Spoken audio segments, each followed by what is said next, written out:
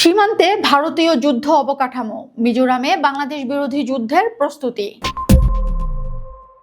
দক্ষিণ এশিয়ার ভূরাজনৈতিক মানচিত্রে নতুন করে অস্থিরতার ছায়া স্পষ্ট হয়ে উঠেছে। বিশেষ করে বাংলাদেশের ক্ষমতার পট পরিবর্তনের পর ভারতের উদ্বেগ যেন প্রকাশ্যে রূপ নিচ্ছে সামরিক প্রস্তুতির মাধ্যমে।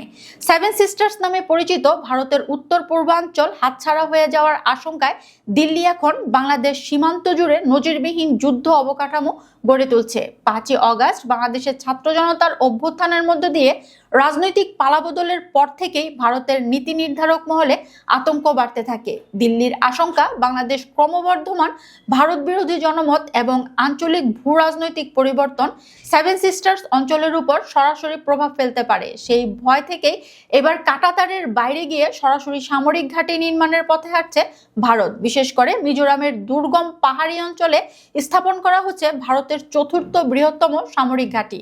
এটি শুধু একটি সাধারণ সেনা ক্যাম্প নয়, বরং মাটির নিচে তৈরি হচ্ছে আধুনিক অস্ত্রাগার, বাংকার ও গোপন সুড়ঙ্গ। সীমান্তে মোতায়েন করা হচ্ছে ভারতের বহুল আলোচিত 17তম মাউন্টেন স্ট্রাইক কর্পস, যা মূলত দ্রুত আক্রমণাত্মক অভিযানের জন্য প্রশিক্ষিত একটি বাহিনী। ভারতের উদ্বেগের কেন্দ্রবিন্দুতে রয়েছে চিকেন স্নেক নামে পরিচিত শিলিগুড়ি করিডোর।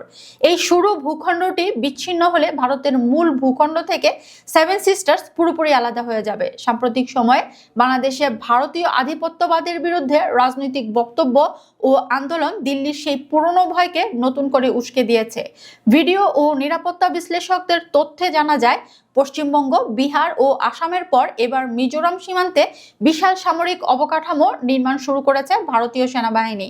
বাংলাদেশের সঙ্গে মিজোরামের প্রায় 380 কিলোমিটার দীর্ঘ সীমান্ত রয়েছে, যার অপর প্রান্তেই পার্বত্য চট্টগ্রাম। এই অঞ্চলকে নিচ্ছিদ্র নিরাপত্তা বলয়ে পরিণত করতেই পারবা ও শিলচুরি এলাকাকে নতুন ঘাঁটির জন্য চিহ্নিত করা হয়েছে। পরিস্থিতির গুরুত্ব বোঝাতে যথেষ্ট একটি ঘটনা। গত 19শে ডিসেম্বর ভারতের পূর্বাঞ্চলীয় সেনাপ্রধান লেফটেন্যান্ট জেনারেল আর.সি. তিওয়ারি হঠাৎ করেই মিজোরাম সীমান্ত পরিদর্শনে যান। তার সঙ্গে ছিলেন মাউন্টেন স্ট্রাইক কোরের শীর্ষ কর্মকর্তা। তারা সরজমিনে ম্যাপ বিশ্লেষণ ও গ্রাউন্ড জিরো পরিস্থিতি পর্যবেক্ষণ করেন, যা স্পষ্টভাবে যুদ্ধ প্রস্তুতির ইঙ্গিত দেয়। রিপোর্ট অনুযায়ী আগামী 5 বছরের মধ্যে এই সীমান্তে এমন অবকাঠামো তৈরি করা হবে যা আগে কখনো দেখা যায়নি। মাটির গভীরে নির্মিত হবে বিস্ফোরণ প্রতিরোধী অস্ত্রাগার, যাতে বিমান হামলাতেও ক্ষয়ক্ষতি না হয়।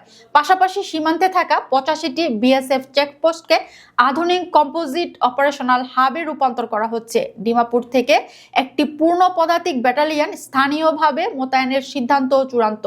বিশ্লেষকদের মতে ভারতের এই সামরিক তৎপরতার পিছনে রয়েছে রাজনৈতিক আতঙ্ক। ফ্যাসিস্ট শেখ হাসিনা সরকারের পতনের পর সেভেন সিস্টার্স নিয়ে বিভিন্ন রাজনৈতিক বক্তব্য, বিশেষ করে সমন্বয়ক হাসনাত আবদুল্লাহর মন্তব্য দিল্লির কপালে চিন্তার ভাঁজ ফেলেছে। ভারত মনে করছে উত্তর পূর্বাঞ্চলে পুরনো স্বাধীনতাকামী আন্দোলন নতুন করে সক্রিয় হতে পারে।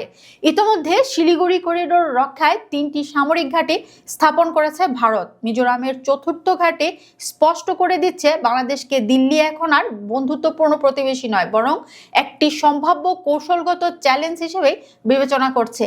এই বাস্তবতা দক্ষিণ এশিয়ার ভবিষ্যৎ নিরাপত্তা সমীকরণকে নতুন করে প্রশ্নের মুখে দাঁড় করিয়েছে।